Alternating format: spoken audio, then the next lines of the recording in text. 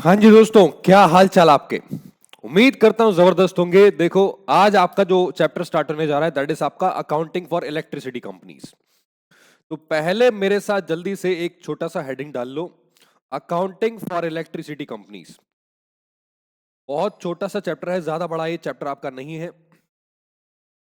इसमें आप पहले हेडिंग डाल लो, accounting for electricity companies. Accounting for electricity companies.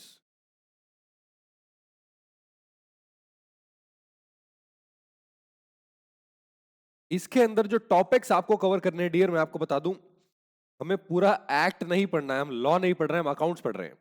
तो जिन चीजों की, जिन एलिमेंट्स की अकाउंटिंग की रिक्वायरमेंट होती है वो ही हमें यहाँ पे कवर करना है। ठीक है। हालांकि कुछ बातें ऐसी हैं जो आपको बीच में सीखनी पड़ेंगी लॉ के रिगार्डिंग, जो आपका इलेक्ट्रिसिटी एक्ट में लिखी हैं, राइट। बट यहां पे डियर जो अकाउंटिंग फॉर इलेक्ट्रिसिटी कंपनीज है, अकाउंटिंग फॉर इलेक्ट्रिसिटी कंपनीज, यहां पे जो टॉपिक्स आपको प्रैक्टिकली कवर करने हैं वो मेरे साथ आप लिख लो एक बार। टॉपिक्स टू बी कवर्ड, या फिर टॉपिक्स कवर्ड लिख लो खाली, टॉपिक्स कवर्ड। इसमें टॉपिक्स कवर्ड में पहला टॉपिक लिखो, पहला टॉपिक है आपका accounting for security deposits. Security deposits, sir security deposit, हाँ एक एक करके सीखेंगे। दूसरा लिखो इसमें return on equity, return on equity. ठीक है। और तीसरा, तीसरा इसमें लिखो इंटरेस्ट ऑन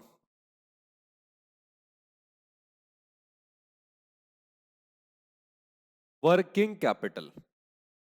तीसरा टॉपिक है प्रैक्टिकल जो आपको कवर करना है वो है आपका इंटरेस्ट ऑन वर्किंग कैपिटल। ये जो आपने रिटर्न ऑन इक्विटी लिखा है ना यहाँ पे, इसके ब्रैकेट में एक चीज और लिख दो, प्रूडेंस चेक। Prudence check. ठीक है। ये क्या होता है ये मैं आपको बाद में बताऊंगा। चौथा प्रैक्टिकल टॉपिक जो आपको इलेक्ट्रिसिटी कंपनीज के अंदर कवर करना है दैट इज आपका operations, operations and management expenses. Operations and management expenses. ठीक है। एक एक करके सारे टॉपिक्स हम कवर करने वाले हैं। पांचवा जो आखिरी टॉपिक आपको कवर करना है डियर, पांचवा और आखिरी टॉपिक जो आपको कवर करना है दैट इज आपका financial statements of electricity companies. Financial statements of electricity companies. ठीक है, financial statements of electricity companies. और आखिरी में डियर इसकी थ्योरी भी थोड़ा सा, जो बचा कुचा थ्योरी वाला पार्ट है जो आपके एमसीक्यू में एग्जाम में पूछा जा सकता है, ये हम यहाँ पे आपका कवर करेंगे सारा, यानी कि 100% चैप्टर आपका कवर होने वाला है। तो एक बार जल्दी से वीडियो पॉज करके इन सारे टॉपिक्स को एक बार नोट डाउन कर लो, एक एक करके। और मैं आपको बताऊं, इनके बीच में भी कुछ टॉपिक्स हैं, क्योंकि ये तो वो टॉपिक्स है जिनकी अकाउंटिंग करनी है, लेकिन इनके लिए भी आपको कुछ टॉपिक्स पढ़ने पड़ेंगे, वो बीच बीच में आपके आते रहेंगे, वो मैं आपको थोड़े थोड़े बताता रहूंगा। ठीक है। तो जल्दी से वीडियो पॉज करके इसको नोट डाउन कर लो, फिर हम चलते हैं आगे आपका पहले प्रैक्टिकल टॉपिक पे। बट उससे पहले मुझे आपको थोड़ा सा इंट्रोडक्शन देना है इलेक्ट्रिसिटी कंपनीज का, तो प्लीज नोट इट डाउन जल्दी से, वीडियो पॉज करके, जल्दी से वीडियो पॉज करके नोट इट डाउन सारे टॉपिक्स। सर क्या ये टॉपिक्स एग्जाम में आते हैं? यही आते हैं, यही वो टॉपिक्स हैं जो एग्जाम में आते हैं। आप हिस्ट्री उठा के देख लो, यही टॉपिक्स आपके एग्जाम में जो है आते हैं, बस इसके अलावा कुछ नहीं आएगा। ऑल राइट डियर, क्या आपने इसको कर लिया है? डन। आई होप आपने इसको नोट कर लिया है। ये आपके टॉपिक्स हैं जो आपके एग्जाम्स में आते हैं। ठीक है। आप आ जाओ मेरे साथ पहले टॉपिक पे, लेकिन पहले टॉपिक से थोड़ा सा इंट्रोडक्शन मैं आपको देना चाहता हूं आपकी इलेक्ट्रिसिटी कंपनीज का। ठीक है, इलेक्ट्रिसिटी कंपनीज का। तो मेरे साथ यहां पे लिखो आपका इंट्रोडक्शन, इंट्रोडक्शन,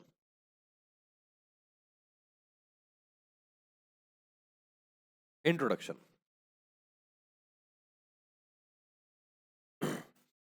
देखो, आप जानते हो जिस जगह पे आप रहते हो, इंडिया में, हिंदुस्तान में, भारत में, वहां पे इलेक्ट्रिसिटी का कंजम्पशन बहुत ज्यादा जो पिछले 20 साल में है वो बढ़ गया है। सर क्या 20 साल पहले नहीं था? इतना नहीं था। 20 साल पहले, 30 साल पहले इतने आपके जो एयर कंडीशनर्स है, इतनी जो कार्स हैं और स्पेशली इलेक्ट्रिक व्हीकल्स और आ गए हैं अब। तो इलेक्ट्रिसिटी का जो कंजम्पशन है, पहले इतने ऑफिसेस कॉर्पोरेट्स नहीं हुआ करते थे। अब आज के टाइम पे जो मेट्रोपॉलिटन सिटीज है वहां पे इलेक्ट्रिसिटी का कंजम्पशन इतना ज्यादा है डियर, इतना ज्यादा है कि बस मैं आपको क्या बताऊं। तो इंट्रोडक्शन में मेरे साथ लिखो पहले, जो आपका इंडिया है ना, इंडिया भारत देश, वो पूरी दुनिया का डियर थर्ड लार्जेस्ट प्रोड्यूसर है इलेक्ट्रिसिटी का। Third largest producer in electricity, producer of electricity. और साथ ही साथ भले ही हम तीसरे नंबर पे इलेक्ट्रिसिटी को प्रोड्यूस करने में, लेकिन कंजम्पशन के मामले में हम दूसरे नंबर पे हैं। तो यहां पे लिखो second largest consumer, second largest consumer in the world. हम बिजली बनाने के मामले में तीसरे नंबर पे हैं, लेकिन कंज्यूम करने के मामले में सेकंड नंबर पे हैं। तो नंबर वन पे कौन है? चाइना। इलेक्ट्रिसिटी जो सबसे ज्यादा कंज्यूम होती है, नंबर वन पे अभी चाइना है, इंडिया उसके बाद आता है। क्योंकि अभी भी इलेक्ट्रिसिटी जो चाइना में है वो ज्यादा कंज्यूम होती है। हो सकता है आने वाले टाइम पे इंडिया में कंज्यूम होने लगे, बट डियर उसकी पॉसिबिलिटी कम है, क्योंकि चाइना का जो रीजन है वो बहुत बड़ा है, और प्लस वहां पे जो बिल्डिंग्स एंड कॉर्पोरेट्स है वो भी आपकी बहुत ज्यादा है। राइट जी सर। तो इंडिया जो है एक तो सेकंड लार्जेस्ट कंज्यूमर है और प्लस थर्ड लार्जेस्ट प्रोड्यूसर है आपकी इलेक्ट्रिसिटी का। बट सर इससे अकाउंटिंग का क्या लेना देना? मैं बताता हूं डियर। ये जो सेकंड लार्जेस्ट कंज्यूमर है ना आपका, सेकंड लार्जेस्ट कंज्यूमर इंडिया, इसका मतलब है इंडिया में इलेक्ट्रिसिटी की जो डिमांड है वो बहुत ज्यादा है। यानी कि it simply means there is huge demand, huge demand. और इस ह्यूज डिमांड को पूरा करने के लिए, इस ह्यूज डिमांड को पूरा करने के लिए इट इज मेट बाय आपकी पावर जनरेशन कंपनीज। ये डिमांड को पूरा कौन करता है? आपकी power generation, power generation and distribution companies, distribution companies. और डियर इंडिया में आपकी तीन टाइप्स की डिस्ट्रीब्यूशन कंपनीज होती हैं। पहले टाइप की डिस्ट्रीब्यूशन कंपनीज होती है थर्मल पावर, थर्मल पावर।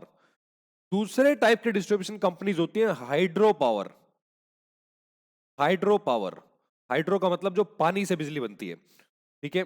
और तीसरे टाइप्स की आपकी बिजली होती है other renewable sources, other renewable आपके रिसोर्सेस। तो ये तीन टाइप्स की कंपनीज इंडिया में भी चल रही हैं। हालांकि ये जो अदर में है बहुत सारी कैटेगरी आ जाती हैं, बट इन तीनों को चलाने के लिए डियर आपको एक कमीशन या फिर बोर्ड की जरूरत पड़ती है। वो बोर्ड को बोलते हैं इलेक्ट्रिसिटी बोर्ड या फिर इलेक्ट्रिसिटी कमीशन। अब वो क्या होता है वो हम आगे सीखेंगे, पहले इसको जल्दी से वीडियो पॉज करके नोट डाउन आप कर लीजिए। जल्दी से वीडियो पॉज करो, इस कॉन्सेप्ट को एक बार नोट डाउन करो, फिर मैं आपको लेके चलता हूं आपके इलेक्ट्रिसिटी कमीशन पे। वहीं से आपकी अकाउंटिंग जो है स्टार्ट हो जाएगी इस चैप्टर के अंदर, वहीं से इस चैप्टर के अंदर अकाउंटिंग स्टार्ट हो जाएगी। तो please note it down video pause करके।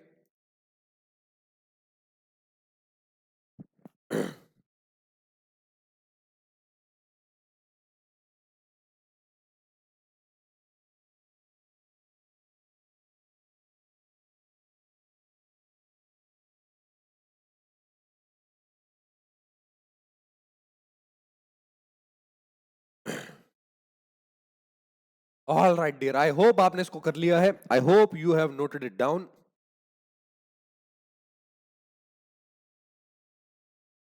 हाँ जी डन, आई होप आपने इसको नोट कर लिया है। आप आ जाओ मेरे साथ आगे, आगे आ जाओ। देखो मैंने आपको बताया कि इंडिया में आपकी जो टाइप्स की कंपनीज हैं वो है thermal power, hydro power, other renewable sources. बहुत सारी इलेक्ट्रिसिटी कंपनीज इंडिया के अंदर अलग अलग स्टेट्स में अलग अलग कंपनीज चल रही हैं। तो यहां पे क्या होता है डियर, इन कंपनीज को कंट्रोल करने के लिए, क्योंकि जो इलेक्ट्रिसिटी डिस्ट्रीब्यूशन का काम है और आपके जनरेशन का काम है वो थोड़ा सा कॉम्प्लिकेटेड होता है। तो इस कॉम्प्लिकेटेड काम के ऊपर आपके पास एक रेगुलेटरी बॉडी होनी चाहिए। जैसे जैसे कंपनीज के लिए आपका क्या होता है, आपका मान लो कंपनीज एक्ट 2013 है, लेकिन कंपनीज को चलाने के लिए आपके बोर्ड्स होते हैं। जैसे बैंकिंग कंपनी चलाने के लिए बैंकिंग रेगुलेशन एक्ट है, वैसे ही इलेक्ट्रिसिटी कंपनीज को चलाने के लिए भी एक रेगुलेशन आपको चाहिए, राइट। तो यहां पे लिखो करंटली इन इंडिया, अभी इंडिया में जो रेगुलेटरी बॉडी और जो रेगुलेशन चल रही है और जो रेगुलेटरी फ्रेमवर्क है, regulatory framework for electricity companies, जो आपका रेगुलेटरी फ्रेमवर्क जो रेगुलेशन लगाता है, आपकी लिमिट बाउंड कर देता है कंपनीज को, इलेक्ट्रिसिटी कंपनीज को, वो है आपका इलेक्ट्रिसिटी एक्ट 2003। इलेक्ट्रिसिटी एक्ट 2003 ये एक एक्ट है डियर जो आपके एप्लीकेबल हुआ था 2003 के बाद। इसके कुछ फीचर्स हैं जो हम इस चैप्टर के एंड में थ्योरी में कवर करेंगे, अभी इसको कवर नहीं करेंगे डियर, अभी हम प्रैक्टिकल एस्पेक्ट पे जाने वाले हैं, अकाउंटिंग पे, ठीक है। और ये जो इलेक्ट्रिसिटी एक्ट है डियर, ये रन करता है एक कमीशन, ठीक है, एक कमीशन रन करता है। सर कमीशन का मतलब क्या है यहाँ पे? डियर कमीशन का मतलब है यहाँ पे एक आपका बोर्ड, इलेक्ट्रिसिटी बोर्ड कह सकते हो आप इसको। तो ये जो बोर्ड है ये दो पार्ट्स में डिवाइड होता है। पहला होता है आपका central electricity commission, central electricity commission, commission. दूसरा होता है आपका state electricity commission, state electricity, electricity, ये ठीक से नहीं लिखा मैंने, इलेक्ट्रिसिटी आपका कमीशन। अब ये सेंट्रल इलेक्ट्रिसिटी कमीशन क्या करता है, जो आपके पूरे इंडिया में जो भी इलेक्ट्रिसिटी सप्लाई हो रही है उसको लेके ये जनरल रूल्स बनाता है, जनरल रूल्स। और जो स्टेट इलेक्ट्रिसिटी कमीशन है वो आपके स्टेट्स पे कंट्रोल रखता है, जैसे जैसे वो इलेक्ट्रिसिटी सप्लाई करते हैं, स्टेट कंट्रोल, ठीक है। तो डियर आप जानते हो स्टेट वाइज इलेक्ट्रिसिटी के जो रूल्स हैं वो डिफर कर सकते हैं, रेट अलग हो सकते हैं इलेक्ट्रिसिटी के। दिल्ली में रेट अलग है, यूपी में रेट अलग है, महाराष्ट्र में रेट अलग है, वेस्ट बंगाल में रेट अलग है, असम में रेट अलग है। तो इसलिए स्टेट बोर्ड का होना भी वहां पे जरूरी है, ताकि वो टैरिफ जो है इतना ज्यादा ना कर दे कि कस्टमर के ऊपर बर्डन आ जाए। तो जनरल रूल्स जरूरी हैं पूरे इंडिया में, जो भी इलेक्ट्रिसिटी बोर्ड्स हैं उनको कमीशन, उनको रेगुलेट करने के लिए। और स्टेट बोर्ड जरूरी है आपका स्टेट गवर्नमेंट पे या फिर इलेक्ट्रिसिटी कंपनीज पे रेगुलेशन लगाने के लिए। तो एक बार वीडियो पॉज करके इसको लिखो, फिर हम चलते हैं अपने पहले टॉपिक पे जो है आपका अकाउंटिंग फॉर सिक्योरिटी डिपॉजिट्स। जल्दी से नोट डाउन वीडियो पॉज करके, फिर आ जाओ मेरे साथ पहले आपके टॉपिक पे which is accounting and reporting of security deposits.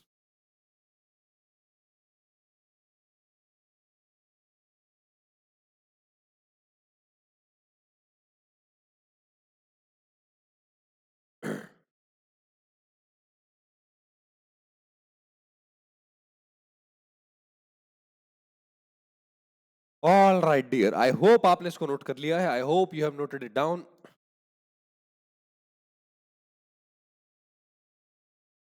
अब आ जाओ मेरे साथ पहले टॉपिक पे जो कि है आपका accounting and reporting of security deposits. आ जाओ नीचे आ जाओ। पहला आपका जो टॉपिक है दैट इज, पहला topic accounting and reporting of security deposits, security deposits. All right dear, तो सबसे पहले समझते हैं कि ये जो सिक्योरिटी डिपॉजिट है ये होता क्या है। देखो एक छोटा सा एग्जांपल लेते हैं। एग्जांपल मान लेते हैं एक कंपनी है, जैसे इंडिया में जो यूपी है, यूपी उत्तर प्रदेश में यूपी पीसीएल या फिर पीवीवीएनएल, ये आपकी जो कंपनीज हैं ये काम करती हैं आपकी यूपी में इलेक्ट्रिसिटी सप्लाई करने के लिए। ठीक है, अगर आपको नहीं पता, अगर आपने बिल किसी का पे किया यूपी का, तो आप देखेंगे यूपी पीसीएल या फिर पीवीवीएनएल, आपका उसका जो कंपनी का नाम है वो आ जाएगा। ठीक है, तो यहां पे ये एक इलेक्ट्रिसिटी कंपनी है। कंपनी ये क्या कर रही है, मान लो किसी को एक नया कनेक्शन देती है, न्यू कनेक्शन, नया कनेक्शन देती है एक आपके कस्टमर को। नया कस्टमर जो है क्या करेगा, जैसे जैसे मंथली बेसिस पे बिल आएगा, वो बिल आपके ये यूपीपीसीएल को ट्रांसफर करता रहेगा। यानी कि जो न्यू कनेक्शन है डियर, वो एक पोस्ट पेड कनेक्शन होता है। पोस्ट पेड कनेक्शन, भाई बिल आएगा तभी तो पेमेंट होगी, प्रीपेड बिल थोड़ी है। हाँ, बहुत सारे जो इलेक्ट्रिसिटी कंपनीज हैं वो प्रीपेड भी रखती हैं डियर, प्रीपेड रखती हैं, लेकिन यहाँ प्रीपेड के केस में तो झंझट ही नहीं है, पहले एडवांस में बिल पहुंच गया है। तो जब एडवांस में बिल पहुंच रहा है तो कोई प्रॉब्लम नहीं है, लेकिन अगर पोस्ट पेड बिल है, बिल आता है और फिर आप पे करते हो, तो उस केस में यहां पे पॉसिबिलिटी रहती है कंपनी को लॉस की, पॉसिबिलिटी ऑफ लॉस। भाई अगर इसने बिल की पेमेंट ना करी तो इस कंपनी को लॉस भी हो सकता है फ्यूचर में, और वो लॉस बहुत बड़ा हो सकता है डियर, क्योंकि इलेक्ट्रिसिटी कंपनीज के लाखों करोड़ों कंज्यूमर होते हैं, राइट। तो इस पॉसिबिलिटी ऑफ लॉस से बचने के लिए यहां पे ये कंपनी क्या करती है, प्रूडेंस प्रिंसिपल फॉलो करती है। इस प्रूडेंस प्रिंसिपल के तहत ये क्या करती है, ये प्रूडेंस प्रिंसिपल कहता है कस्टमर को कि आप हमें एक सिक्योरिटी का अमाउंट डिपॉजिट कर दो। ठीक है, कस्टमर को क्या बोलते हैं कि आप हमें एक सिक्योरिटी का अमाउंट डिपॉजिट कर दो, जिसको हम सिक्योरिटी डिपॉजिट बोलते हैं। ये एक लमसम अमाउंट होता है, लमसम कनेक्शन के साथ ही ये जाता है। तो लमसम अमाउंट क्या करता है, कस्टमर जो है वो आपके इस कंपनी को ट्रांसफर कर देता है, और इस कंपनी के लिए ये जो सिक्योरिटी डिपॉजिट है, मैं इसको शॉर्ट में लिख देता हूं एसडी। ठीक है, ये जो सिक्योरिटी डिपॉजिट है डियर, ये यूपीपीसीएल के लिए क्या हो जाएगी, एक non current liability. Non current liability, भाई आप किसी से सिक्योरिटी डिपॉजिट लोगे और लॉन्ग टर्म के लिए लोगे, क्योंकि इलेक्ट्रिसिटी जब सप्लाई करोगे तो ऐसा तो है नहीं कि एक महीने बाद बोलेगा नमस्ते अब नहीं चाहिए बिजली। अरे इलेक्ट्रिसिटी जिंदगी भर चाहिए होती है, भले ही एक कस्टमर छोड़ के चला जाए, उस घर में जो भी आएगा, नया कस्टमर आएगा, नया रेंट पे बंदा आएगा, कोई नया मालिक आएगा, उसको वो बिल चुकाना पड़ेगा इलेक्ट्रिसिटी का। तो कनेक्शन तो परमानेंट रहेगा, बट यहां पे जो सिक्योरिटी डिपॉजिट कस्टमर आपका डिपॉजिट करेगा आपके अकाउंटिंग कंपनी को इलेक्ट्रिसिटी के, वो बन जाएगी इसके लिए नॉन करंट लायबिलिटी। और इस सिक्योरिटी डिपॉजिट पे डियर, जो इलेक्ट्रिसिटी कंपनी है, इस पे इंटरेस्ट पे करना पड़ेगा आपके कस्टमर को। Interest is payable, interest is payable to the customer. Sir interest कैसे पे करेंगे, सर फिर सिक्योरिटी डिपॉजिट लिया ही क्यों है? नहीं डियर, एक्चुअली में ये जो इंटरेस्ट पेबल है, ये हैंड टू हैंड पे नहीं होगा। ये जो इंटरेस्ट पेबल है, ये एडजस्ट हो जाएगा, it is adjusted in the customers bill. Customer के बिल में ये जो इंटरेस्ट है, ये एडजस्ट करके उसके बिल में माइनस करके उसको दे दिया जाएगा। ठीक है, तो बस ये एक छोटा सा कॉन्सेप्ट है, एक काम करते हैं, इस कॉन्सेप्ट को समझने के लिए इसकी एंट्रीज पास कर लेते हैं। पहले आप इसको एक बार नोट डाउन कर लो फ्लो चार्ट को, फिर मैं आपको लिखवाता हूं इसकी general entries. Please note it down, please note it down जल्दी से वीडियो पॉज करके।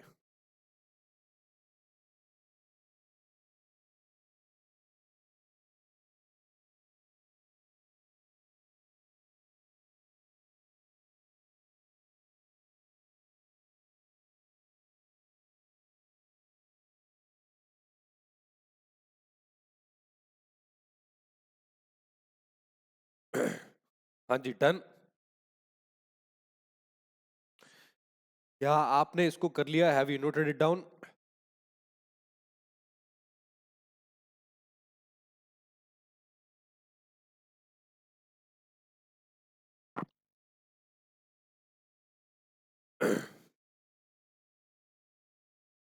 ऑल राइट डियर, आगे चले एंट्रीज पे। डन। आ जाओ मेरे साथ, यहां पे नोट करो आपकी journal entries. Journal entries heading डाल लो, जर्नल एंट्रीज। Journal entries. और ये जो एंट्रीज पास होंगी डियर, ये होंगी in the books of electricity company. ये इलेक्ट्रिसिटी कंपनी की बुक्स में एंट्रीज पास होंगी। पहली entry, on the receipt of security deposit. जब सिक्योरिटी डिपॉजिट इस कंपनी को मिलेगा डियर, तो उस डेट पे आपकी जो एंट्री पास होगी, that entry will be bank account debit. Bank account debit. और मैंने आपको बताया था, जो सिक्योरिटी डिपॉजिट होता है वो कंपनी के लिए एक नॉन करंट लायबिलिटी होता है। तो बैंक अकाउंट डेबिट और to security deposit account, to security deposit account, ये आपकी फर्स्ट एंट्री आएगी। दूसरी एंट्री लिखो।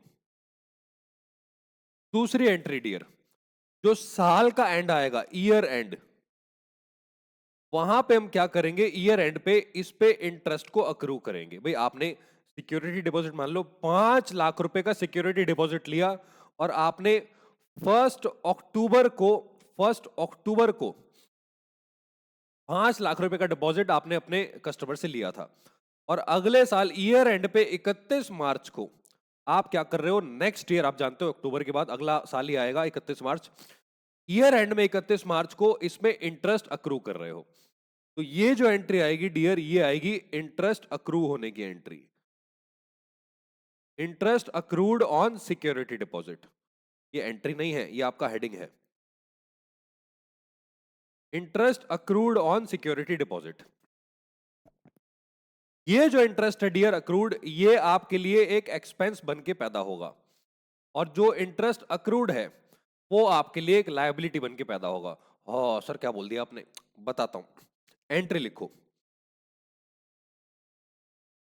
Interest expense account debit. एक एक्सपेंस पैदा हो गया लायबिलिटी से। अब 5 लाख रुपए का, मान लो आपको जो रेट ऑफ इंटरेस्ट दिया हुआ है वो आपका 10% है, 10%। तो इंटरेस्ट एक्सपेंस यहां पे आप कैसे निकालोगे, 5 लाख रुपए का इंटू 10/100, इंटू 10/100, इंटू में 6/12। क्योंकि 1 अक्टूबर को आपने सिक्योरिटी डिपॉजिट रिसीव किया था, और 31 मार्च साल के एंड में 6 महीने का इंटरेस्ट अक्रू हो जाता है। तो 6 महीने का इंटरेस्ट निकलेगा, 5 लाख का 10% 50,000, उसका आधा 25,000। और टू, यहां पे एक और लायबिलिटी पैदा हो जाएगी, to interest accrued account, to interest accrued on security deposit account, interest accrued on security deposit account.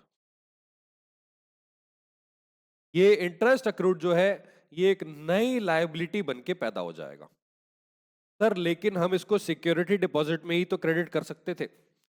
नहीं डियर, आपको इस इंटरेस्ट को बाद में एडजस्ट करना है कस्टमर के बिल में। ठीक है, तो कस्टमर के बिल में जब आप एडजस्ट करोगे, तो आप इसको उस लायबिलिटी सिक्योरिटी डिपॉजिट में नहीं जोड़ सकते।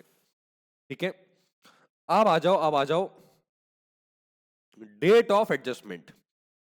यहां पे डेट ऑफ एडजस्टमेंट पे तीसरी एंट्री। सर ये डेट ऑफ एडजस्टमेंट क्या है?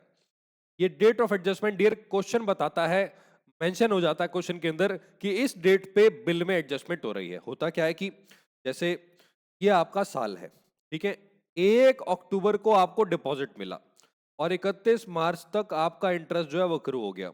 ये कितना, 25,000। वो कह रहा है कि जो अगले 6 महीने हैं, अगले 6 महीने के बिल में, यानी कि 30 जून नेक्स्ट ईयर को ये कस्टमर के बिल में एडजस्ट हो जाएगा। तो ये जो एंट्री आएगी 30th जून को आएगी। ये क्वेश्चन बताएगा, इसकी में कोई भी सोचने वाली बात नहीं है, ठीक है। तो कस्टमर के बिल में हम क्या करेंगे, इसको एडजस्ट कर देंगे। अब पूरा एडजस्ट करेंगे जो भी आपका पूरे साल का इंटरेस्ट था पिछले साल का। तो यहां पे जो एंट्री आएगी वो ध्यान से सुनना, ये बच्चे यहां पे कंफ्यूज होते हैं। ऊपर जो लायबिलिटी बना के आपने उसको क्रेडिट किया, इस लायबिलिटी को अब यहां पे मैं डेबिट कर दूंगा। सिंपल है। तो यहां पे इंटरेस्ट अक्रूड ऑन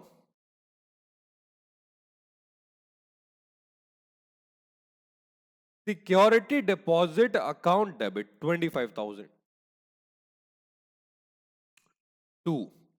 आप जरा यहां पे ध्यान से देखना, देखो होता क्या है कि जो आपका कस्टमर होता है ना, कस्टमर कस्टमर पे जो बिल जनरेट होता है, उसमें बिल जनरेशन में इलेक्ट्रिसिटी कंपनी के लिए एक एसेट पैदा होती है। नॉर्मली सेल्स आपकी रेवेन्यू होती है, लेकिन जो इलेक्ट्रिसिटी कंपनी होती है, इलेक्ट्रिसिटी कंपनी क्या करती है, उसको एक एसेट बना के पैदा कर देती है, जिसको हम आपका सेल्स टर्नओवर कहते हैं। Sales turnover. Sir sales turnover तो क्रेडिट होता है। नहीं डियर, ये इलेक्ट्रिसिटी कंपनी के लिए एक एसेट होता है, क्योंकि जब तक बिल की पेमेंट नहीं मिल जाती तब तक इसको सेल्स टर्नओवर के नाम से दिखाया जाता है, राइट। तो यहां पे हम क्या करेंगे, टू सेल्स टर्नओवर यहां पे क्रेडिट कर देंगे, to sales turn over account, to sales turnover account 25,000। तो आपने क्या किया, जो इलेक्ट्रिसिटी कंपनी का सिक्योरिटी डिपॉजिट था उसका इंटरेस्ट आपने एडजस्ट कर दिया कस्टमर के बिल में टू सेल्स टर्नओवर अकाउंट से, और नरेशन में आप लिख दोगे interest accrued adjusted in the customers bill. अभी वीडियो पॉज करके इसको एक बार नोट डाउन कर लो, फिर मैं आपको लेके चलता हूं एक क्वेश्चन पे, प्रैक्टिकल पे, इसको और अच्छे से समझते हैं। Please note it down, video pause करके फिर एक प्रैक्टिकल क्वेश्चन पे चलते हैं, इसको और अच्छे से, इसकी बेटर अंडरस्टैंडिंग के लिए।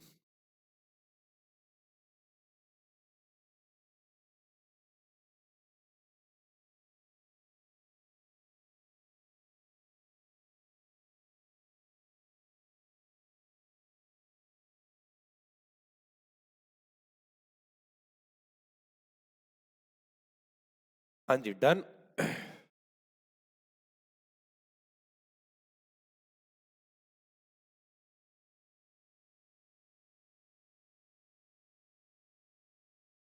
क्या आपने इसको कर लिया है? Have you noted it down?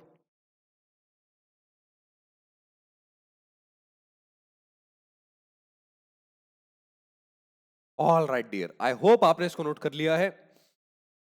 आप आ जाओ मेरे साथ आपके एक प्रैक्टिकल क्वेश्चन पे, प्रैक्टिकल क्वेश्चन निकाल लेते हैं।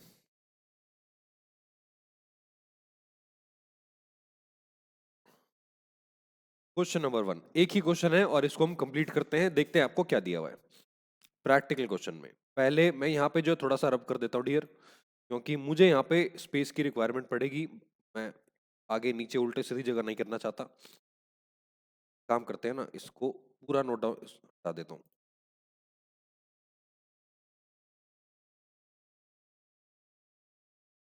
लो जी, डन।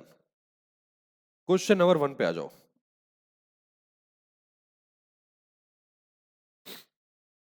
क्वेश्चन नंबर 1 में देखते हैं आपको क्या दिया है। Consider the following information provided bye ABC power supply company limited. आपको क्वेश्चन में दिया है, एक कंपनी है ABC power supply company limited. तो इसमें क्या दिया है, security deposit receipt from a customer on 1 October 2025 for ₹2 lakh. आपको सिक्योरिटी डिपॉजिट मिला 2 लाख रुपए का, एंट्री आप जानते हो। Interest rate applicable was ₹8% for 2025-26। जो इंटरेस्ट रेट एप्लीकेबल था वो 25-26 के लिए आपका 8% था, 8%। And 9% for 26-27। नेक्स्ट ईयर जो रेट था डियर, नेक्स्ट ईयर जो रेट था वो आपका बढ़ के हो गया आपका 9%। ठीक है, 9%। The accrued interest for the year is adjusted against the bill for the immediate next quarter. Quarter का मतलब डियर 3 महीने होता है, 3 मंथ्स। वो कह रहा है जो अक्रूड इंटरेस्ट है पूरे साल का वो अगले क्वार्टर में एडजस्ट होगा। ठीक है, generalized the about transactions for 25-26 and 26-27। ठीक है, तो आपको एंट्री पास करनी है 25-26 के लिए और 26-27 के लिए। राइट, ऑल राइट डियर, आ जाओ। सबसे पहले लिखो in the books of ABC power supply company limited. Books of ABC power supply company limited, ये एक कंपनी है और इसमें पास करेंगे आपकी जर्नल एंट्रीज। तो यहां हेडिंग डाल दो जर्नल। ठीक है, फॉर्मेट आप चाहे बना सकते हो, चॉइस आपकी, बट बना लोगे तो बेटर रहेगा।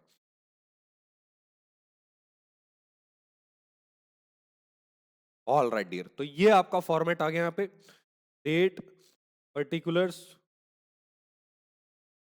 एलएफ, डेबिट और आपका credit.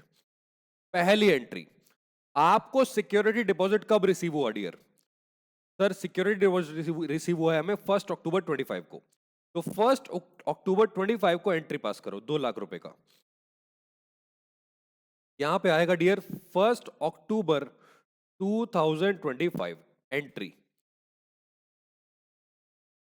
Bank account debit 2 lakh rupees और to security deposit account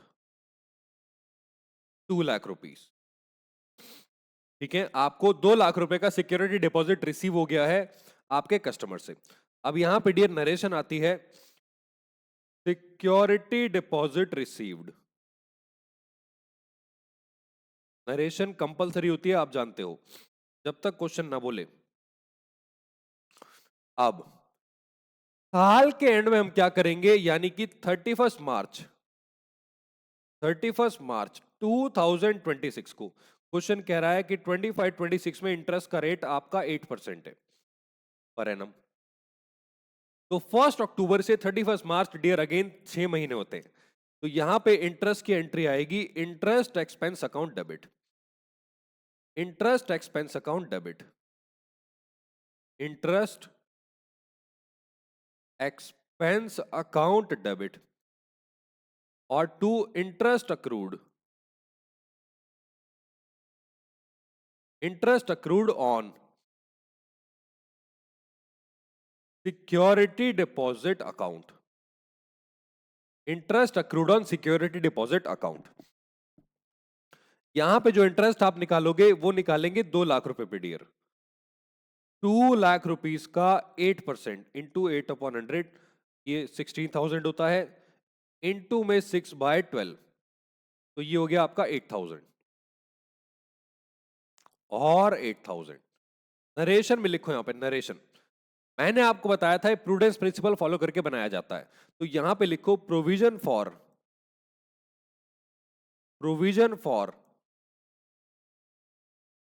interest on security deposit created. Narration में आएगा provision for interest on security deposit create. आप ये भी लिख सकते हो interest accrued on security deposit for the year ended 31 मार्च इतना इतना, एट द रेट इतना इतना, आप ये भी लिख सकते हो। बट जो आपका करेक्ट वाला है वो है आपका provision for interest on security deposit credit, क्योंकि ये प्रूडेंस प्रिंसिपल फॉलो करके बनाया गया है। राइट, ये थी आपकी साल के एंड में entry.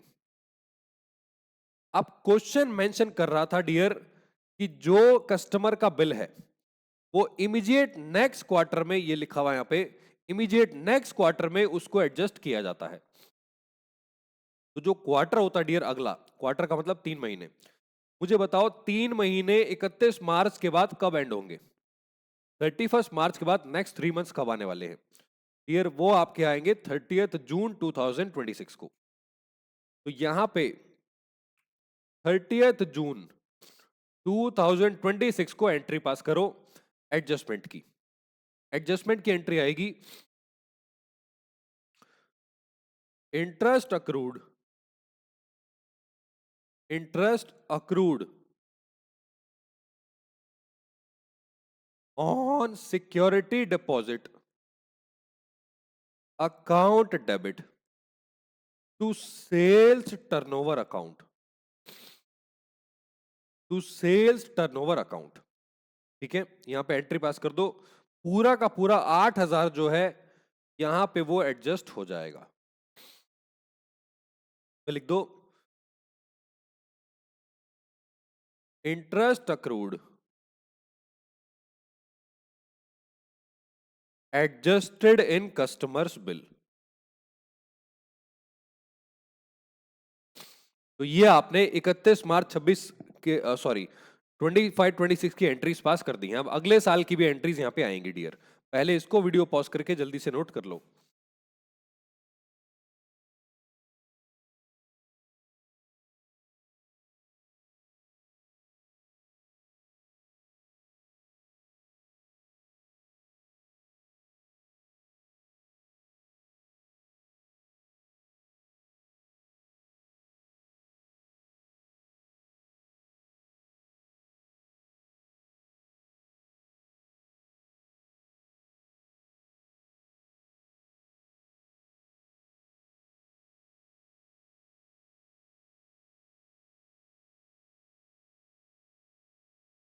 Done.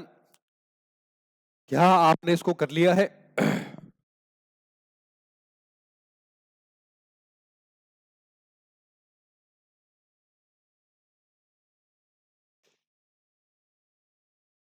All right dear, I hope आपने इसको नोट कर लिया है।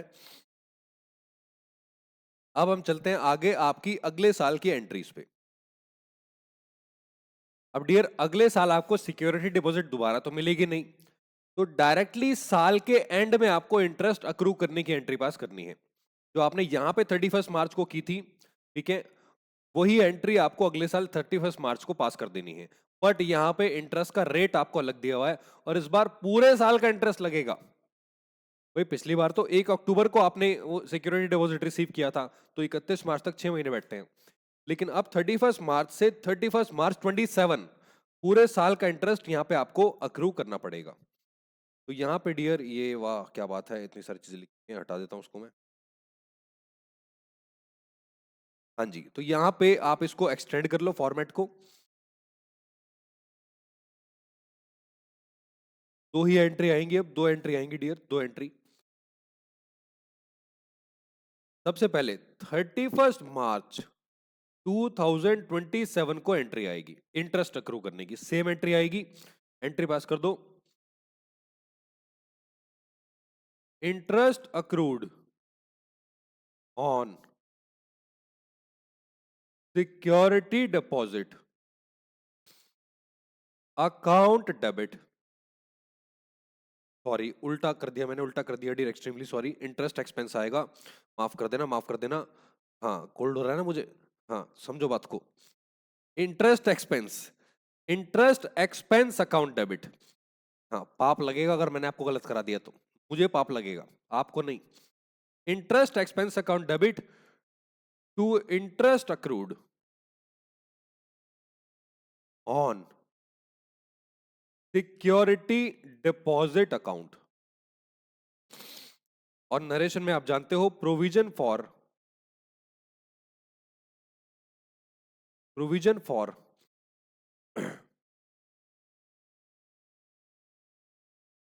Interest on security deposit created. ठीक है, अब यहां पे डियर इंटरेस्ट देखना कैसे कैलकुलेट होगा। यहां पे पूरा 2 लाख रुपए का इंटरेस्ट, सॉरी 2 लाख रुपए का जो सिक्योरिटी डिपॉजिट है, मैं यहां पे कैलकुलेशन करके दिखा रहा हूं। 2 लाख रुपीस और इनटू में आपका 9/100। हाँ सर 9/100 रेट चेंज हो गया है, अगले साल का रेट आपका चेंज था। तो 18,000 का अमाउंट यहां पे आ जाएगा डियर। ठीक है 18,000। अब इस साल के 3 महीने बाद यानी कि इमीडिएट नेक्स्ट क्वार्टर में 30 जून 2027 को फिर से आप एडजस्टमेंट कर दोगे, यानी कि ऊपर वाला जो लायबिलिटी थी वो डेबिट हो जाएगी। Interest accrued on security deposit account debit, और टू आपका सेल्स टर्नओवर अकाउंट,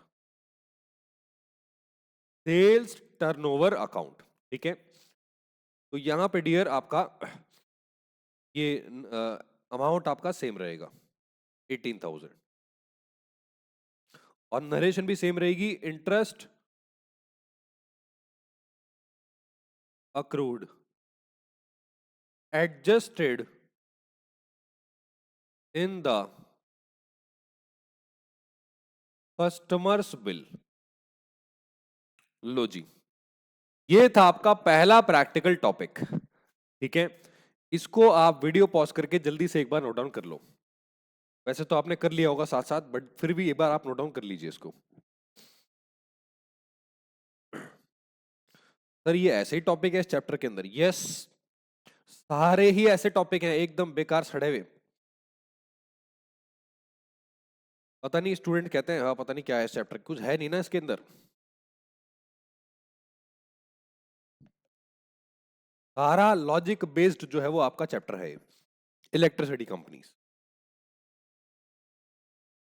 हाँ जी done. Hello hello, done. Yes sir done. ठीक है, कोल्ड जो है, कोल्ड होता है ना, कोल्ड बहुत इरिटेटिंग होता है। मन करता है कि बस सारी बीमारियां लग जाए, ये ना लगे। वैसे तो कोई भी ना लगे, बट कोल्ड जो है वो बहुत तंग करता है डियर। और बीइंग एन एजुकेटर वो तो बहुत ही ज्यादा तंग करता है। ऑल राइट डियर, अब आ जाओ मेरे साथ अगले आपके प्रैक्टिकल टॉपिक पे। अगला प्रैक्टिकल टॉपिक, बट अगला प्रैक्टिकल टॉपिक करने से पहले मुझे आपको कुछ बताना है। ठीक सर, वो क्या बताना है? नोट्स के ऊपर आ जाओ डियर, नोट्स के ऊपर आ जाओ, नोट्स के ऊपर आ जाओ। देखो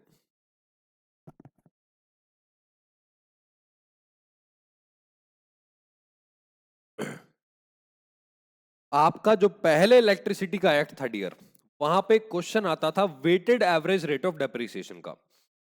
weighted average rate of depreciation, WARD। तो एग्जाम के अंदर क्या होता है, अभी भी आपका एक MCQ में क्वेश्चन आता है, इसका आपका weighted average rate of depreciation calculate करने का। ठीक है, अब वो कैसे कैलकुलेट करना होता है मैं आपको बता देता हूं एक बार। देखो, ये इलेक्ट्रिसिटी जो कंपनीज है डियर, मैं आपको बताऊं, ये बहुत सारे इक्विपमेंट्स को यूज करती है। बहुत सारे अलग, आप जानते हो इलेक्ट्रिसिटी कंपनी में ऐसे इक्विपमेंट्स होंगे जिनके नाम भी आपको नहीं पता होंगे, राइट? तो वहां पे डियर जो टैरिफ एक्ट है, central electricity regulatory commission, terms and condition of tariff regulation 2019 में ये अपेंडिक्स निकला था। इसमें रेट डिसाइड हुए थे, रेट्स, रेट्स डिसाइड हुए थे कि कौन सी एसेट पे कितना रेट ऑफ डेप्रिसिएशन लगेगा। ठीक है, तो वहां पे डियर नीचे आपको कुछ रेट दे रखे हैं। सर क्या हमें ये रेट आपको याद करने हैं? द आंसर इज नो, आपको ये रेट याद नहीं रखने। तो सर ये किस काम आएंगे? अभी बताऊंगा किस काम आएंगे, तो पहले एक बार रेट देख लेते हैं। Land under full ownership dear, इसको बोलते हैं फ्री होल्ड लैंड, ये आपको याद रखना है। आप जानते हो लैंड आपकी दो टाइप्स की होती है, मैंने बहुत बार बता रखा है, फ्री होल्ड और आपका lease hold.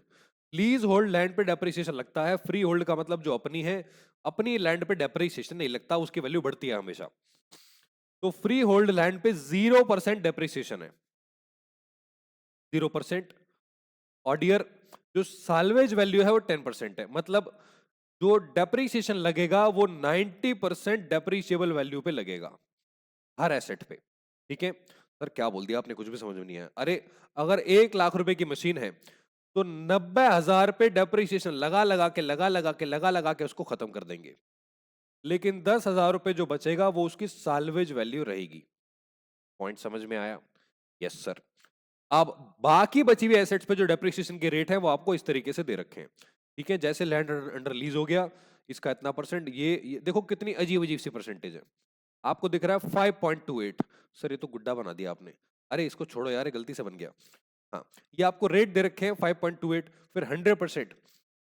Temporary reaction such as wooden structures, temporary जो आपके लकड़ी के कुछ आप मान लो बना के खड़ा कर देते हो, उस पर 100% का डेप्रिसिएशन है। फिर आपका किसी पे 3.34% है, फिर 9.5 है, फिर 5.28 है। तो ये आपको रेट ऑफ डेप्रिसिएशन दे रखे हैं। अब सर हमें इसका करना क्या है? हमें करना है प्रैक्टिकल क्वेश्चन, ठीक। बट हमें क्या सीखना है? हमें ये रेट नहीं सीखने, हमें सीखना है weighted average rate of depreciation calculate करना। सर ये वेटेड एवरेज बार बार आप नाम ले रहे हो, है क्या? बताता हूं। जब हम इन सारी एसेट्स के ऊपर आप इनका डेप्रिसिएशन निकाल लोगे अमाउंट के साथ डियर, अमाउंट के साथ, तो आपको क्या करना है, जो भी टोटल डेप्रिसिएशन आएगा, जैसे मान लो डेप्रिसिएशन आ गया सब पे लगाने के बाद 5 लाख रुपए, और इन सब की जो टोटल कैपिटलाइज्ड वैल्यू है, जो इन्वेस्टमेंट आपने इसमें किया, वो मान लो 2 करोड़ रुपए है। 2 करोड़, तो 5 lakh divide by 2 crore into 100, हम एक सिंगल रेट निकाल लेंगे आपके डेप्रिसिएशन का, उसी सिंगल रेट को बोलेंगे weighted average rate of depreciation. आपने पहले सब पे अलग अलग डेप्रिसिएशन निकाल लिया, फिर उस डेप्रिसिएशन को डिवाइड किया सबकी टोटल कैपिटल वैल्यू से, यानी कि जो उनकी बुक वैल्यू है उससे, कॉस्ट से, और इनटू कर दिया 100 से, तो यहां पे एक सिंगल रेट आ जाएगा। कैसे आएगा? नीचे फॉर्मूला दे रखा है। सबसे पहले स्टेप 1, पहले स्टेप में आपने क्या करना है, आपको कैलकुलेट करना है depreciation on individual assets other than free hold land. आप जानते हो इस पे 0 डेप्रिसिएशन है। फ्री होल्ड लैंड को छोड़ के अपेंडिक्स जो 3 है उसके अंदर जो भी डेप्रिसिएशन के रेट दे रखे हैं, वहां पे जो भी उसकी एसेट की कॉस्ट है, आपने रेट लगाया और वहां से आपने डेप्रिसिएशन का अमाउंट निकाल लिया हर एक इंडिविजुअल एसेट पे, हर एक एसेट पे। स्टेप नंबर 2, उसके बाद टोटल डेप्रिसिएशन निकाल लिया। Total depreciation free hold land को छोड़ के, depreciation on asset 1, asset 2, asset 3, 4, 50, 500, total आ गया डेप्रिसिएशन। अब आपको निकालनी है total capital cost of all assets other than free hold land, free hold land को छोड़ के। तो टोटल कैपिटल कॉस्ट का मतलब है जो भी सबकी एसेट्स की कॉस्ट है। फिर आपको क्या करना है, weighted average rate of depreciation यहां से निकाल लेना है। ये कैसे आएगा? ये सिंपल है डियर, टोटल डेप्रिसिएशन सारी एसेट्स पे, डिवाइड करेंगे इसको टोटल कैपिटल कॉस्ट से, मल्टीप्लाई करेंगे 100 से, निकल आएगा आपका weighted average rate of depreciation. ठीक है, तो यहां पे डियर ये था आपका एक छोटा सा concept weighted average rate of depreciation का। अभी नीचे आ जाओ एक क्वेश्चन पे, इसको समझते हैं कैसे होता है। मैंने ये सॉल्व करके दिया है आपको जानबूझ के, क्योंकि ये एग्जाम के अंदर नहीं आता, ये एग्जाम से रिलेटेड नहीं है डियर, इसलिए इसको हम ऐसे ही आपका ओरली करके निकाल रहे हैं। अदरवाइज आप जानते हो मैं कोई भी प्रैक्टिकल क्वेश्चन ओरली नहीं कराता। ठीक, हाँ जी, अब आ जाओ क्वेश्चन नंबर 2 पे। From the following calculate weighted average rate of depreciation considering the rates as appendix 1। ठीक है, तो नीचे आपको कुछ एसेट्स दे रखी हैं। लैंड अंडर फुल ओनरशिप, आप मुझे बताओ ये जो पहली एसेट है इस पे कितना डेप्रिसिएशन लगेगा? सर हमें क्या पता, लल्लू लाल पता है आपको, 0 डेप्रिसिएशन। ये फुल ओनरशिप का मतलब फ्री होल्ड लैंड है। ठीक, तो यहां पे डियर बाकी जो बची हुई एसेट्स हैं इनके ऊपर जो ऊपर रेट दिए हैं उनके हिसाब से डेप्रिसिएशन लग जाएगा। तो एक काम करते हैं, यहां पे कैलकुलेट करते हैं आपका डेप्रिसिएशन। देखो, सबसे पहला land under full ownership, rate कितना है? 0, डेप्रिसिएशन कितना है? 0। फीस पे आपका 3.34%, कॉस्ट आपको दे रखी है उसके अकॉर्डिंग यहाँ पे डेप्रिसिएशन आ जाएगा। मतलब सबका जो डेप्रिसिएशन है उनके उनके रेट के अकॉर्डिंग यहाँ पे उनकी कॉस्ट से मल्टीप्लाई करके आपने उनका डेप्रिसिएशन क्या किया, यहाँ पे कैलकुलेट कर लिया। ठीक, अब डियर जब आप सारी एसेट्स का डेप्रिसिएशन कैलकुलेट कर लेंगे तो आपके पास क्या आएगा, आपकी कैपिटल कॉस्ट आ जाएगी। ये आ गई आपकी टोटल कैपिटल कॉस्ट और ये आ गया आपका टोटल डेप्रिसिएशन। बट आपको क्या करना है, ये जो कैपिटल कॉस्ट दे रखी है इसमें से जो फ्री होल्ड लैंड है डियर, इस पे डेप्रिसिएशन नहीं लगता। ये जो फ्री होल्ड लैंड है इसको आपको यहां से हटा देना है। तो यहां से 9,02,60,000 में से आप फ्री होल्ड लैंड की कॉस्ट को यहां से हटा देंगे, तो बचेगा आपके पास फ्री होल्ड लैंड को छोड़ के आपका टोटल कैपिटल कॉस्ट। ठीक, बस अब निकाल लो weighted average rate of depreciation. Weighted average rate of depreciation is equal to total depreciation on all assets, 59 आपका 862 divided by total capital cost free hold land को छोड़ के, यानी कि 888,300 और इनटू कर देंगे 100 से, तो निकल के आएगा आपका weightage average rate of depreciation. तो एग्जाम में कैसे आता है डियर, एग्जाम में आपको ये वाली डिटेल्स क्वेश्चन में गिवन हो सकती हैं, सिर्फ ये वाली डिटेल्स, टोटल दिया हो सकता है, फ्री होल्ड लैंड दी हो सकती है। तो आपको क्या करना है, ये फॉर्मूला यूज करके, बहुत simple logic based formula dear, इसमें मैं आपको क्या एक्सप्लेन करूं आप जानते हो। तो आपको weighted average rate of depreciation निकाल देना है, ठीक है। इसलिए मैंने ये प्रैक्टिकल टॉपिक्स के अंदर नहीं लिखवाया, देख लो जाके सेकंड टॉपिक क्या लिखा हुआ है, रिटर्न ऑन इक्विटी। तो ये था आपका weighted average rate of depreciation, इसको आप रीड कर लेना। अब आते हैं डियर आपके अगले टॉपिक पे। अगले टॉपिक का हेडिंग आप मेरे साथ डाल लो, टॉपिक नंबर 2। सेकंड टॉपिक जो मैंने आपको लिखवाया था dear, second topic, return on equity.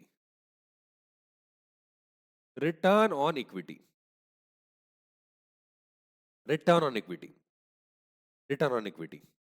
अब ये रिटर्न ऑन इक्विटी का मतलब क्या है बताता हूं।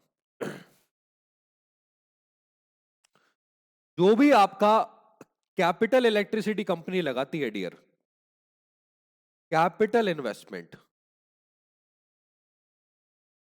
मतलब मान लेते हैं आपने 100 करोड़ रुपए एक इलेक्ट्रिसिटी कंपनी ने यहां पे लगा दिए, ठीक है। अब इसमें आपको क्या दिया हुआ है, आपका मान लेते हैं आपको एवरेज इक्विटी क्वेश्चन में दे रखी है, एवरेज इक्विटी मतलब जो आपने अर्निंग करी, ठीक है। ये 100 करोड़ रुपए के ऊपर आपने क्या किया, 8 करोड़ रुपए कमा लिए, 8 करोड़ रुपए, 8 करोड़ रुपए। तो मुझे बताओ आपने कितना रिटर्न इस इक्विटी पे कमाया। रिटर्न का मतलब रिटर्न ऑन इन्वेस्टमेंट भी कह सकते हो या फिर return on equity. Sir simple है ना, 8% आएगा। लेकिन डियर ये 8% आपको ऐसे नहीं निकालना, ये 8% आपको ऐसे नहीं निकालना। यहां पे ये जो कैपिटल इन्वेस्टमेंट होता है डियर, ये कैपिटल इन्वेस्टमेंट के अंदर डेट भी होती है और इक्विटी भी होती है। सर क्या बोल दिया आपने, क्या बोल दिया, बताता हूं डियर। हमें चाहिए रिटर्न ऑन इक्विटी ना कि रिटर्न ऑन कैपिटल। तो यहां पे रिटर्न ऑन इक्विटी पढ़ने के लिए आपको एक और टॉपिक पढ़ना पड़ेगा जिसका नाम है आपका debt equity ratio. Debt equity ratio, ठीक है। ये क्या होता है, आ जाओ मेरे साथ। वैसे तो हम ये बचपन से पढ़ते आ रहे हैं, बट फिर भी दोबारा इसको एक बार रिवाइज कर लेते हैं, डेट इक्विटी रेशियो को। आ जाओ डेट इक्विटी रेशियो पे। नॉर्मली डियर जो कंपनीज होती हैं, कंपनीज, जो कंपनीज बाहर से आउटसाइडर्स से पैसा इन्वेस्ट करवाती हैं, जो भी फंड्स होते हैं वो दो पार्ट्स में डिवाइड होते हैं। एक तो वो डेट होती है, दूसरा आपका इक्विटी होता है। डेट का मतलब होता है आपने बैंक से लोन ले रखे हैं या फिर डिवेंचर इशू कर रखे हैं। इक्विटी का मतलब होती है शेयर कैपिटल, शेयर होल्डर्स ने जो पैसा लगा रखा है, इन्वेस्टमेंट। नॉर्मली कंपनीज का जो डेट इक्विटी रेशियो होता है वो आपका 2:1 होता है नॉर्मली। यानी कि अगर डेट ट्वाइस है आपकी इक्विटी से तो ये एक आइडियल रेशियो माना जाता है।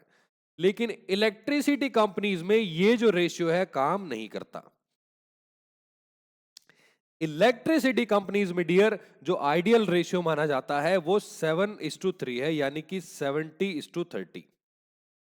तो एक बार पढ़ते हैं डेट इक्विटी रेशियो के अंदर क्या दिया है। The capital cost of generating station और the transmission system as the case may be as determined by the commission after prudence check. मैंने आपको बताया था कि डेट इक्विटी रेशियो में आपको एक प्रूडेंस चेक करना पड़ेगा। सर कहां बताया था, देखो जाके टॉपिक्स में लिखा हुआ है। टॉपिक्स में मैंने ब्रैकेट में लिखवाया था प्रूडेंस चेक। इलेक्ट्रिसिटी कंपनी को एक प्रूडेंस चेक करना पड़ता है। In accordance with these regulations shall form the basis for determination of tariff of existing or new projects. मतलब आपको जो भी नए प्रोजेक्ट्स में पैसा लगाओगे और आपके एग्जिस्टिंग प्रोजेक्ट है उसमें आपको एक प्रूडेंस चेक करना पड़ेगा। क्या करना पड़ेगा? For new projects dear, for new projects that equity ratio of 70:30 as on the date of commercial operation shall be considered। जब कोई भी कमर्शियल ऑपरेशन स्टार्ट होगा नए प्रोजेक्ट के लिए तो उसका जो रेशियो माना जाएगा एज पर द टैरिफ, ये फिक्स्ड है बिल्कुल, वो 70:30 माना जाएगा। ठीक है, यानी कि if the equity actually deployed is more than 30% of the capital cost, अगर आपकी जो इक्विटी है, जैसे मान लो 100 करोड़ की कैपिटल में आपने 31 करोड़ इक्विटी लगा रखी है और 69 करोड़ की आपने डेट लगा दी, तो equity in excess of 30% shall be treated as normative loan. तो वो कह रहा है जो 1 करोड़ रुपए का एक्स्ट्रा आपकी इक्विटी है उसको हम क्या मान लेंगे? Normative loan. नॉर्मेटिव का मतलब होता है अज्यूम्ड, एक्चुअल नहीं, उसको हम अज्यूम्ड लोन मान लेंगे। ठीक, where equity actually deployed is less than 30%, actual equity shall be considered for determination of tariff। तो यहां पे डियर वैसे तो 30% ही लेंगे, लेकिन अगर इक्विटी 30 से कम है, मान लो 29 है, तो उस केस में 29 ही कैलकुलेशन के लिए लिया जाएगा। राइट, तो यहां पे मेरे साथ आप लिखो, पहले लिखो यहां पे लिखो आपका यहां पे लिखो debt equity ratio. Debt equity ratio, इसको दो पार्ट्स में डिवाइड करो। अगर जो इक्विटी है वो आपकी लेस देन 30 है, लेस देन 30, तो आपको एक्चुअल इक्विटी यूज करनी है कैलकुलेशन के लिए। जैसे कि एग्जांपल के तौर पे 29, 27। ठीक है, लेकिन अगर आपको दिया हुआ है जो इक्विटी है वो ग्रेटर देन 30 है, तो आपको जो इक्विटी यूज करनी है वो 30 यूज करनी है।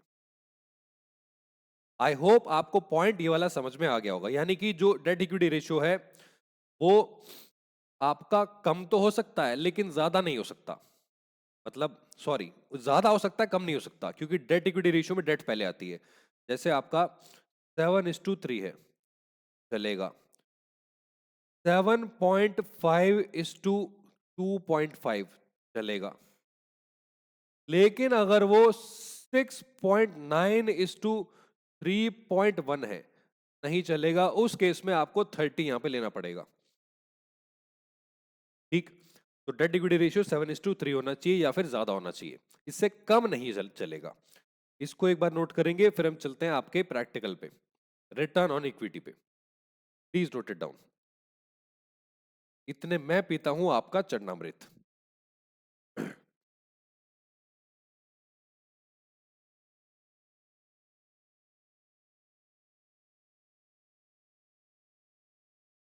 हाँ जी, कर लिया आपने इसको?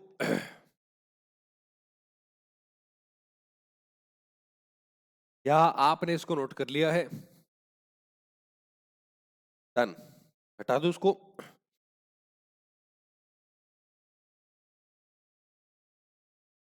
ऑल राइट डियर, आ जाओ मेरे साथ आपके रिटर्न ऑन इक्विटी वाले टॉपिक पे वापस।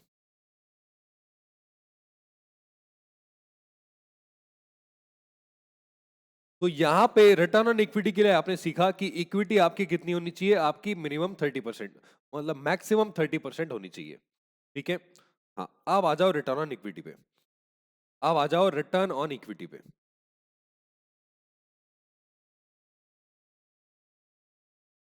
तो यहां पे सबसे ही पहला जो पॉइंट लिखा है वो आपके पिछले टॉपिक से रिलेट करता हुआ यहां पे लिखा है। बाकी बचे हुए को आप क्या कर सकते हो डियर, आप यहां पे इग्नोर कर सकते हो, लेकिन फिर भी ये कैलकुलेशन के काम आपके आए। कैलकुलेशन नीचे आपको दे रखी है कैसे होगी। सबसे पहले पहला point, return on equity shall be computed in rupees terms on the equity base determined in accordance with the regulation 18 of these regulation। Normative equity जो लिया जाएगा for this purpose will be 30% of capital cost। मैंने capital cost बताया 100 करोड़ रुपए लगाए हैं, तो equity आपकी कितनी ली जाएगी? आपकी 30 करोड़। ठीक है, अब इसमें आपको क्या क्या करना होता है डियर, इसमें आपको क्या क्या करना होता है बताता हूं। देखो यहां पे जो भी आपका एडिशनल कैपिटलाइजेशन होगा, एडिशनल कैपिटलाइजेशन उसको हम कर देंगे ऐड, और अगर कोई भी डिक्रीज आता है डियर, डिक्रीज, तो उसको कर देंगे लेस। सर ये क्या बोल दिया आपने? यही है बस, और कुछ नहीं है। अरे अगर आपकी कैपिटल में इंक्रीमेंट होता है तो ऐड कर दो, कैपिटल में डिक्रीज आता है तो डिक्रीज कर दो। और आपको क्या करना है डियर, जो रिटर्न ऑन इक्विटी निकालना है वो एवरेज इक्विटी के बेस पे निकालना है। तो यहां पे मेरे साथ एक फॉर्मूला लिखो, पहले तो फॉर्मूला लिखो। फॉर्मूला, फॉर्मूला क्या है? कैलकुलेशन ही लिख लो आप डायरेक्टली। लिखो calculation of return on equity, return on equity. सबसे पहले देखो यहां पे सबसे पहले क्या आता है, आपको ना ईयर्स दिए होते हैं, ईयर 1, ईयर 2, एटसेट्रा एटसेट्रा, आपको जैसे 2 3 4 साल का डेटा दिया है।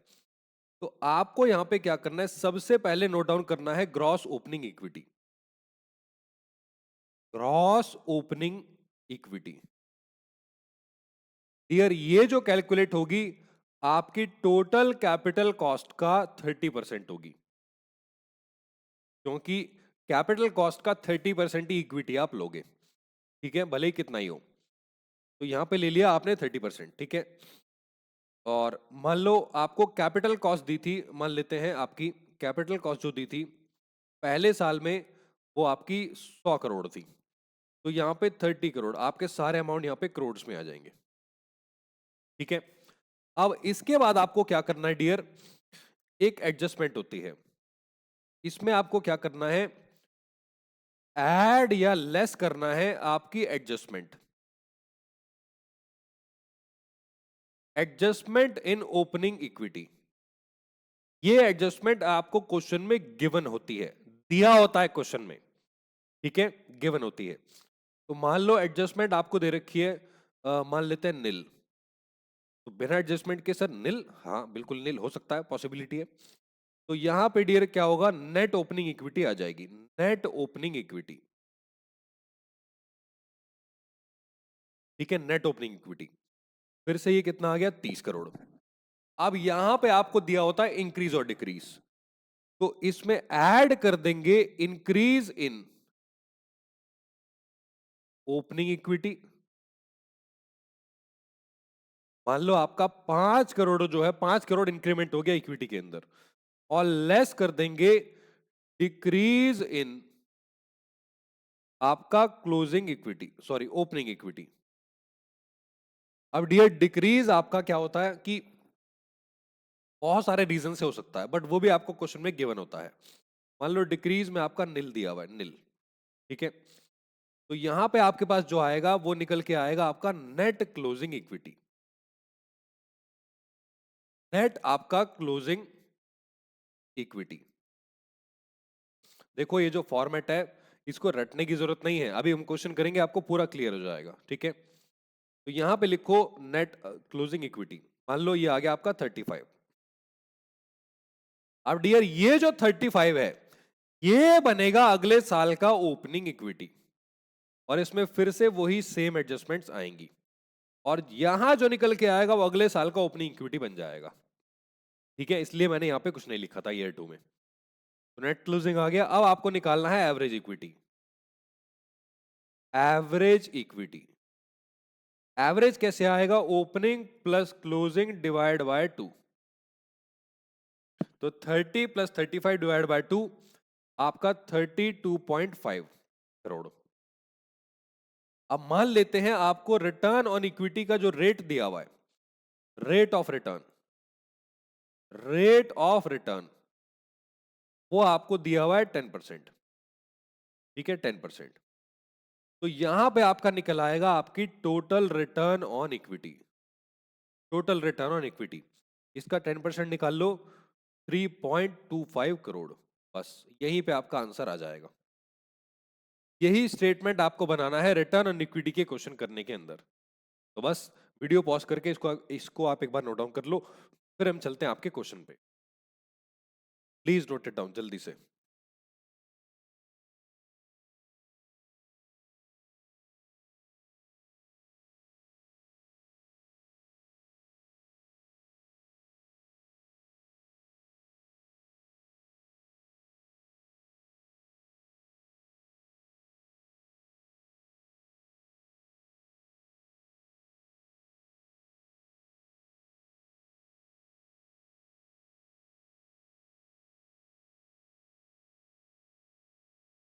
हाँ जी, डन। क्या आपने इसको कर लिया है?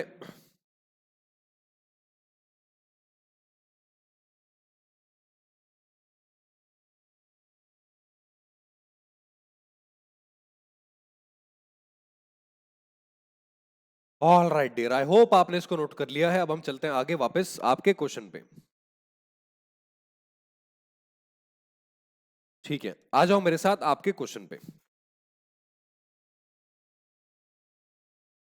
तो देखो, नीचे आ जाओ। आपकी calculation of return on equity at normal rate is done as follows. आपको कैलकुलेशन करके दिखा रखी है इक्विटी की कैसे होती है। देखो, सबसे पहले रिटर्न ऑन इक्विटी निकालने के लिए सबसे पहले आपको गिवन होगा ग्रॉस ओपनिंग इक्विटी। ये मैंने आपको बता दिया है, ठीक है। ग्रॉस ओपनिंग इक्विटी के बाद इसमें एडजस्टमेंट होगी, less adjustment in opening equity, ठीक है, और एडजस्टमेंट ड्यूरिंग द ईयर। ये दोनों आपको गिवन होते हैं, ये दोनों आपको डियर गिवन होते हैं, एडजस्टमेंट ड्यूरिंग द ईयर और आपकी जो लेस करने वाला ओपनिंग इक्विटी के अंदर एडजस्टमेंट है वो, ठीक है। निकल के आती है नेट ओपनिंग इक्विटी। अब इसमें ऐड करेंगे increase in equity due to addition. भाई अगर आपने इक्विटी में इंक्रीमेंट किया है, एडिशन किया है, आपने बढ़ाई है इक्विटी, तो वो ऐड कर देंगे। लेस करेंगे ड्यू टू डी कैपिटलाइजेशन, मतलब इक्विटी से पैसा निकाल लिया आपने, ठीक है। और लेस करेंगे due to reversal during the year. ये भी रिवर्सल भी आपको क्वेश्चन में गिवन होता है, मतलब इंक्रीज डिक्रीज किसी भी टाइप की किसी भी वजह से हुआ, वो आपका एडजस्ट कर देंगे आपकी इक्विटी के अंदर। और add increase due to discharges during the year. Discharges का मतलब होता है कि मान लो कैपिटल में से आपने डिस्चार्ज कर दिया पैसा इक्विटी के अंदर, तो वो यहां पे ऐड हो जाएगा। ये डियर आपको सारी चीजें गिवन होती है क्वेश्चन के अंदर, ठीक है। अब आ रहा है आपका आगे, निकल के आएगा नेट क्लोजिंग इक्विटी। जैसे ही क्लोजिंग आता है आप जानते हो एवरेज निकालेंगे, average equity opening plus closing divide by 2। और रेट ऑफ रिटर्न आपको दिया होता है total return on equity multiply करके यहां पे आ जाएगा। तो यहां पे आपको एक छोटा सा क्वेश्चन दिया है, क्वेश्चन नंबर 3। क्वेश्चन नंबर 3 में देखते हैं आपको क्या दिया है डियर। क्वेश्चन नंबर 3 में देखते हैं आपको क्या दिया है। Consider the following information provided by XYZ power supply company limited in lakhs. पहला, gross opening equity ₹3000 as on 1 April 2025। Okay. Adjustment in opening equity nil. Adjustment during the year nil. बताओ क्या दिया हुआ है। Increase in equity due to addition over 5 years 500। हर साल 500 रुपए बढ़ रहा है। अच्छा। Decrease due to reversal and decapitalisation over 5 years nil. Increase due to discharges nil. Return on equity 18%। Calculate return on equity आपका फॉर 5 years। आ जाओ मेरे साथ, बनाओ स्टेटमेंट। डियर, अगर आपको क्वेश्चन में सारी चीजें गिवन है तो लिखनी सारी पड़ेंगी, भले ही वो आपको निल दिया हो। लिखनी सारी पड़ेंगी भले ही वो आपको निल दिया हो, ठीक है। तो यहां पे लिखो मेरे साथ, आपका स्टेटमेंट बनाओ। Basically statement, statement showing, question number कौन सा है, 3 है। Statement showing return on equity. Statement showing return on equity. सबसे पहला यहां पे लिख दो आपका ईयर्स। तो ईयर आपका 1, ईयर 2, ईयर 3, ईयर 4 और ईयर 5, ठीक है। ये आपने यहां पे कॉलम्स बना दिए हर एक साल के,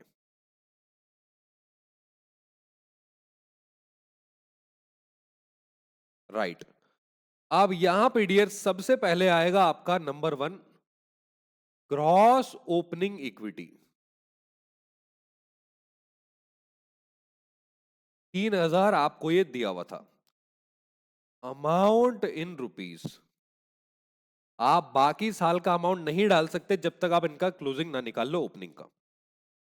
ठीक है, अब क्वेश्चन में देखते हैं आपको क्या क्या दिया है। Adjustment in opening equity nil, adjustment during the year nil. लो जी, तो दूसरा adjustment in opening equity nil, ये तो सब में ही नील रहेगा, ये सब में नील है डियर। और तीसरा adjustment during the year, adjustment during the year, ये भी नील है, बट लिखना पड़ेगा आपको नील, nil nil nil nil nil नील। और यहां पे निकल के आएगी आपकी आपकी net opening equity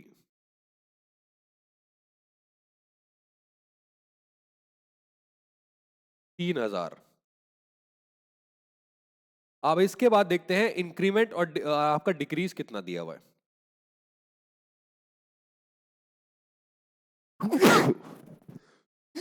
sorry,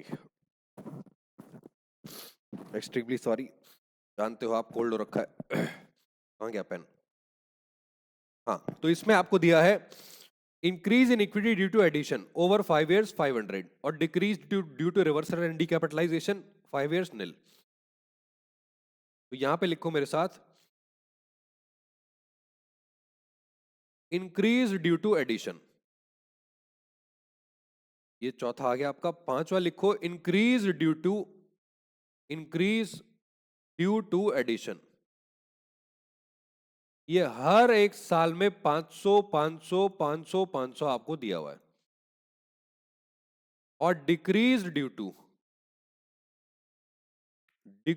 to reversal and डीकैपिटलाइजेशन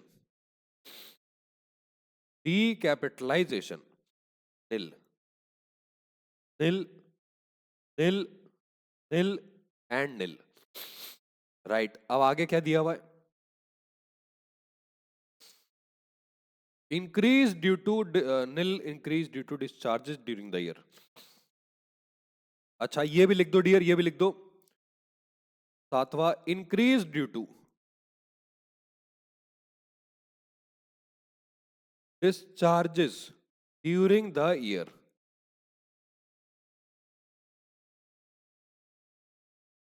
ये भी आपको नील दिया हुआ है। नील नील नील नील और आपका नील। अब आगे क्या दिया हुआ है, कुछ है और बचा हुआ? Rate of return on equity 18%। बस आ जाओ डियर, हो गया डन। ये देखो, यहां पे निकल के आएगा आपका closing equity, net closing equity. लो जी, नेट क्लोजिंग इक्विटी यहां पे क्या करेंगे, जो ऐड वाला आइटम था ऐड कर देंगे, लेस वाले लेस कर देंगे। तो ये निकल के आ रहा है आपका 3500। और ये जो क्लोजिंग इक्विटी है डियर, ये अगले साल का ओपनिंग बन जाएगा। 3500, यहां भी 3500 और प्लस 500 4000, ये 4000 अगले साल का ओपनिंग बन जाएगा। यहां आएगा 4000 और फिर 4500, ये 4500 अगले साल का ओपनिंग, 4500 5000, ये 5000 अगले साल का ओपनिंग, 5000 5500। अब आगे आपको दिया हुआ है rate of return on equity 18%, 18%, 18%, 18% और 18%। लो जी, यहां पे आप मल्टीप्लाई करके परसेंटेज निकाल दो। कितना मुश्किल क्वेश्चन था, मेरे तो हाथ पांव फूल गए इसको करने में। बताओ 3500 का कहां गया 18% इंटू 18%, 630, 720, 4500 का 18%, 810, 18 पंजे 90, 900, 5500 इंटू 18%, 990। और ये आ गया आपका टोटल रिटर्न ऑन इक्विटी। बताओ क्या था इसमें? जल्दी से इसको वीडियो पॉज करके नोट कर लो, फिर हम चलते हैं नेक्स्ट क्वेश्चन पे। नेक्स्ट क्वेश्चन डियर आपका वैसे तो होमवर्क रहेगा, बट मैं आपको एक बार बता देता हूं उसमें क्या करना है। प्लीज नोट इट डाउन जल्दी से, फिर क्लास आपकी ओवर होने वाली है।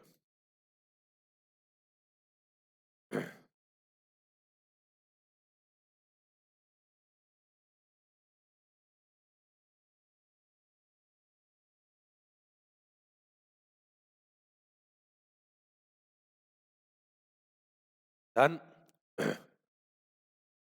क्या आपने इसको कर लिया है? Done? All right dear, I hope आपने इसको नोट कर लिया है। तो अब आ जाओ मेरे साथ आपके अगले क्वेश्चन पे। अगला क्वेश्चन, अगले क्वेश्चन में आपको दिया है from the following information calculate return on equity. Dear पिछले क्वेश्चन में आपको ऑलरेडी ग्रॉस ओपनिंग इक्विटी दिया था, ध्यान रखना, ग्रॉस ओपनिंग इक्विटी दिया था। अब नीचे आ जाओ, आपको यहां पे दिया हुआ है from the following information calculate return on equity. आपको डेट ऑफ कमर्शियल ऑपरेशन दिया है आपका 1 अप्रैल 2023, ठीक है। अप्रूव्ड ओपनिंग कैपिटल कॉस्ट, ध्यान देना, यहां पे आपको कैपिटल कॉस्ट दी है, इसका 30% निकालेंगे, वो आपका ग्रॉस इक्विटी बनेगा, ओपनिंग इक्विटी। आप देख रहे हो 15 लाख का 30% 4,50,000 होता है। ये आएगा यहाँ पे नॉर्मल आपकी ओपनिंग कैपिटल कॉस्ट का 30% gross opening equity. Details of allowed expenditure आपको दे रखा है, एडिशनल एक्सपेंडिचर आपका 1,30,20,10, ठीक है। यहाँ पे डियर एडिशनल एक्सपेंडिचर का मतलब, कैपिटल एक्सपेंडिचर का मतलब वो आपने और पैसा इक्विटी के अंदर लगाया, तो ये इंक्रीज इन इक्विटी है, इंक्रीज इन इक्विटी, ठीक है। अब इंक्रीज इन इक्विटी में डियर आपने कैपिटल एक्सपेंडिचर में पैसा लगाया है, तो कैपिटल में से 30% इक्विटी में जाएगा, इन सब का भी 30% आपकी इक्विटी में जाएगा।